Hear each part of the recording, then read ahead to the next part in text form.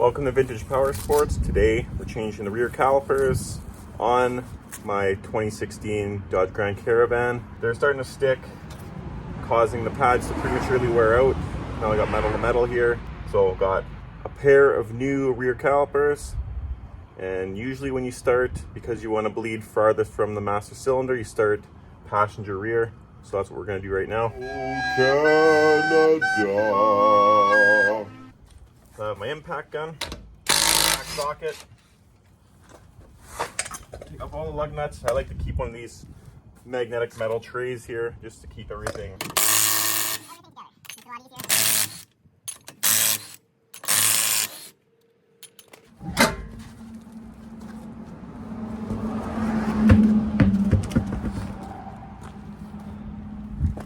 Now with our tire off, we can see the extent of the damage here.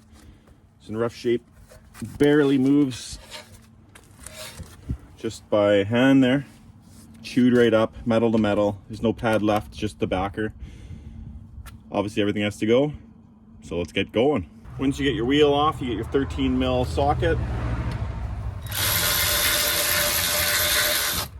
Get these guys out.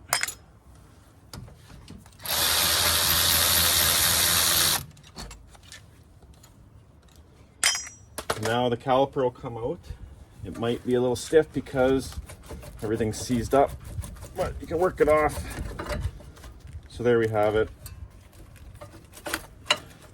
Have to get a screwdriver to pry these out. Just pry these pads out like so, and it was just metal on metal.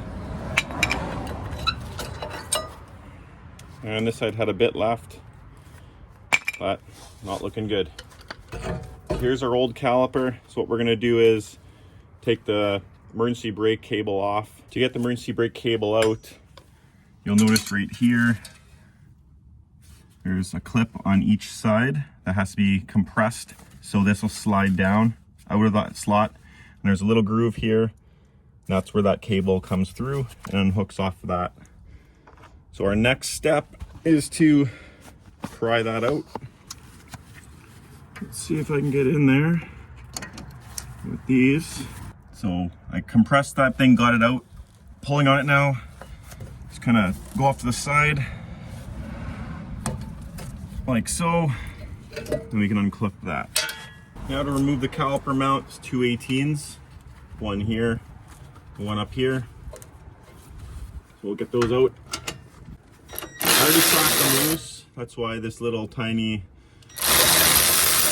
electric ratchet wrench here works. Just makes it a lot quicker. I remember where this dust shield goes here. This little dust shield. Keeping the back protected. So keep those together. There we go. Now I can take this rotor off. Probably gotta persuade it with a big hammer. My little friend's gonna help me take this off.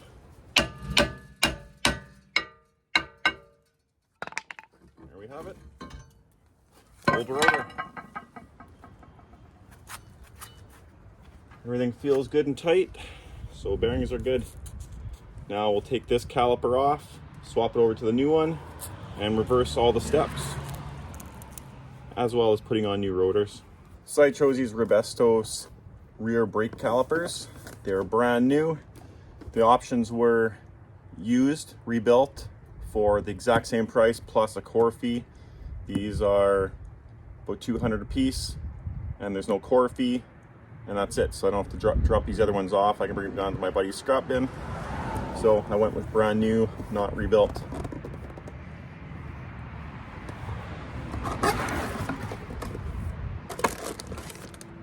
Here they are in the bag. You will bust these out. That comes with everything you need. The mounting brackets, all the hardware, everything brand new. So yeah, why go used when you can go new? Doesn't make any sense. Right, so here we go. Let's put this in. One little tip, make sure your bleeder is up. That's how you know which side you're doing. So this is the passenger rear, bleeder is on the top. This is the right caliper. Let's get putting it in. Now we're just going to take the brake line off the old caliper with a 15 mil socket. We're going to lose some fluid for sure. It's probably almost a good idea to clean that side up just to make it seal a little better. But there is the copper O-ring here. Now we have the caliper attached to the brake line, or the brake line attached to the caliper. Depends on which way you look at it. And you don't have to, but I always use anti-seize. And I put that on all the bolts when I put them back together. So remember to put this back one on here with this little guard plate. We'll coat it with a little bit of anti-seize on it. Just keep it from seizing up for next time we need to take this thing apart in a couple years. Do the brakes again. Now we have the line back on our caliper.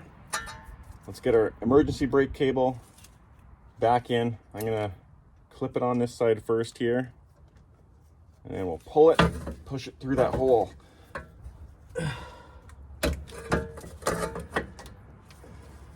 And there we have it, back clipped in.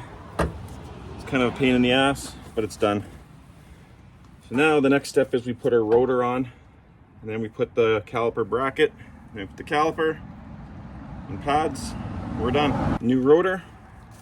Another good practice is put a little anti-seize on this hub here. Just make sure it doesn't seize on. Then you don't have to use your hammer friend as much. There we go, a little anti-seize on there. Try not to get any anti-seize on where the caliper or the pads meet the rotor. You don't want to get that dirty. Now with the rotor's on, we can change our gloves because we have some anti-seize on there. And we'll put the bracket back on. Now our bracket goes back on. So remember, the one with no guard is on the top. Find the hole. Slide her in. That's not gonna fit.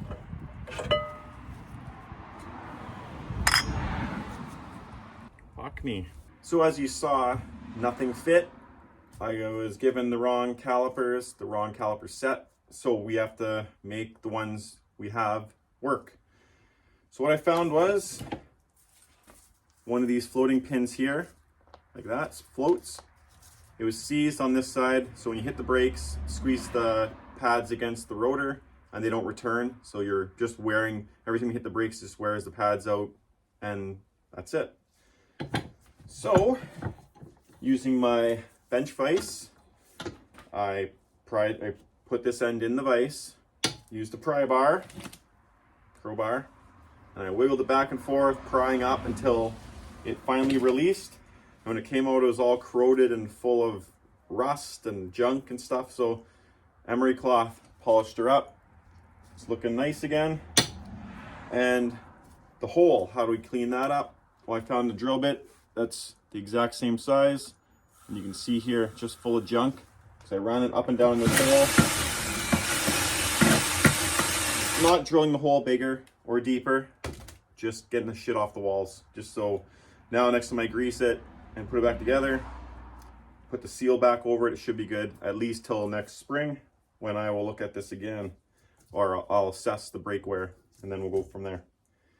So what I'm going to have to do is return those two calipers to the store, rebuild what I have here, and put it back together with new rotors and pads, and we'll go from there. While we're in there, we did the other side too now.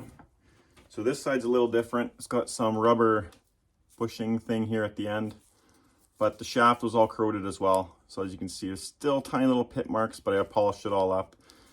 So we'll get the grease back on this one, push that one back in. I already cleaned the hole out with the drill bit. Now I'll just re-grease, reassemble, put it back on the van, and we'll go from there. We're gonna have to bleed now because we took the caliper off, but that's what we were gonna have to do anyways. So there we go. I know it's hard to see me some camouflage, but now you have a look here. Everything's free and smooth, fully greased, ready for action. Now that we have that mounting bracket all fixed up, we can put our rotor back on. Being careful not to get any sneeze on the pad surface or anywhere where the brake pads are going to touch the rotor. And now we can put our caliper bracket back on. So we have our new pad clips on there. Now it's time to reinstall the caliper bracket. So let's get that guy over the rotor and into position. Start these by hand.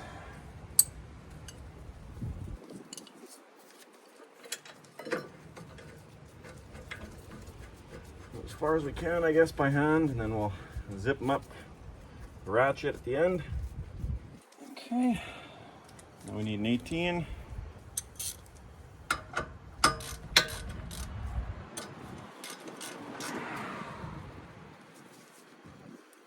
We'll get some more leverage on this. Click, tight.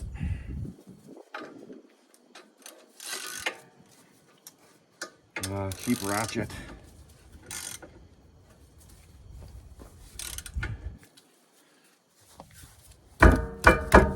Click, done.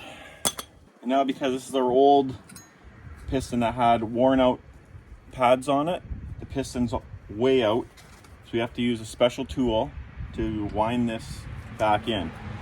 If you turn it clockwise, it'll screw back in, but it's easier with the tool.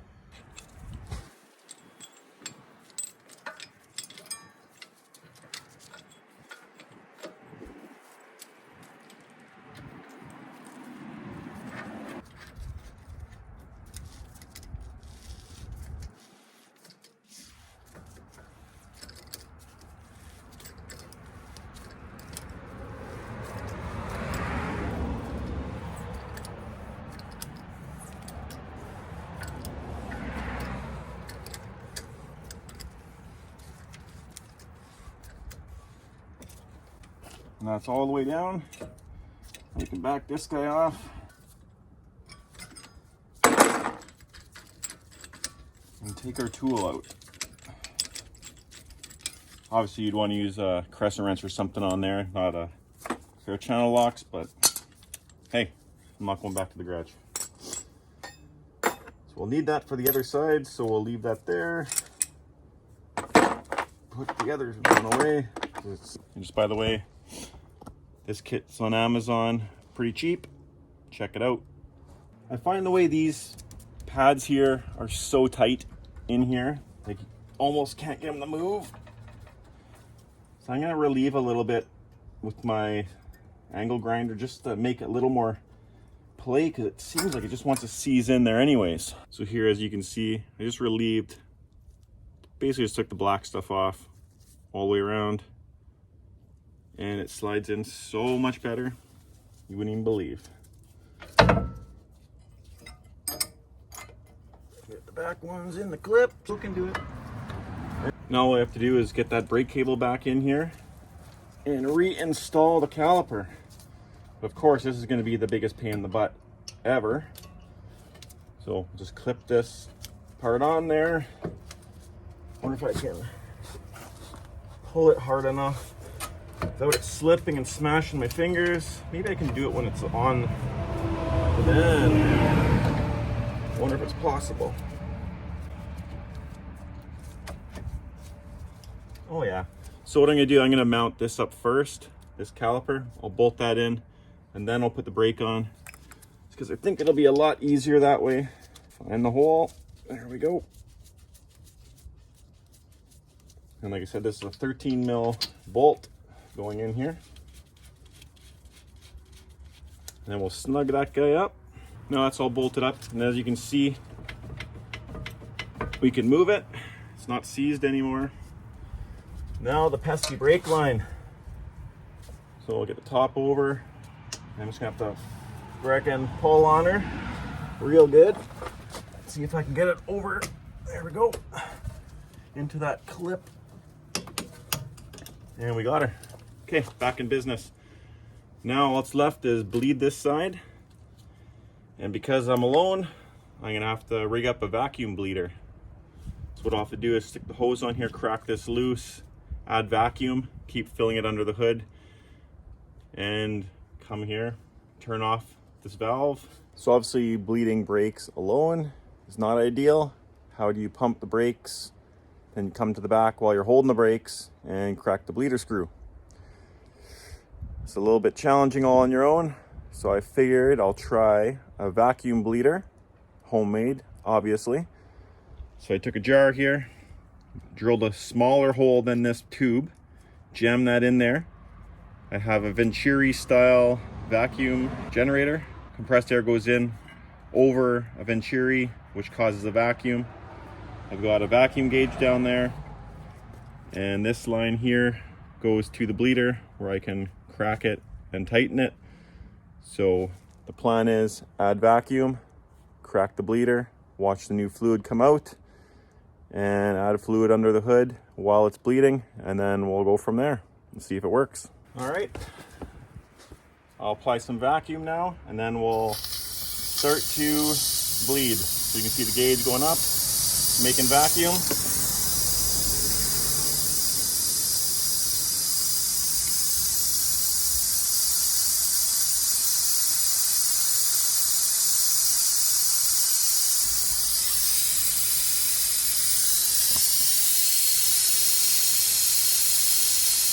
I'm not sure if it's just the seal on the nipple or if it's actually air from inside the caliper. So it might not work.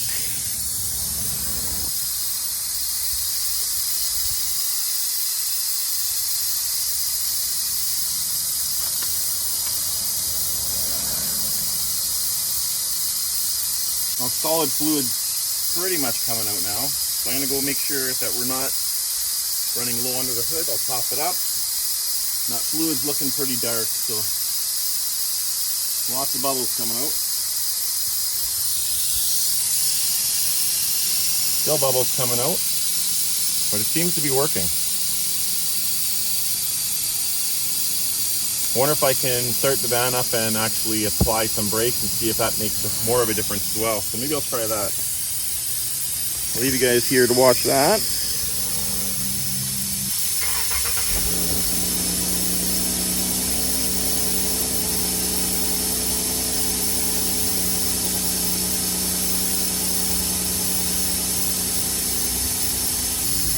Okay, well, we'll tighten this up and we'll see how our brakes feel.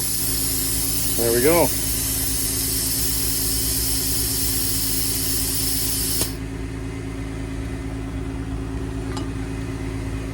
So I just confirmed now we have a real tight brake, so that bleeding worked. All we gotta do now is throw the tire back on, throw the lug nuts on, torque them, and we're back on the road. Thanks for watching, guys. It's the same process for both sides. And you saw what we'd have to do if we actually changed that caliper there. But unfortunately, we got the wrong one, so we'll bring those back. And we ended up making these guys work again. So, thanks for watching. Go crack a beer. Have a great night. Take care, guys. Never go full retard.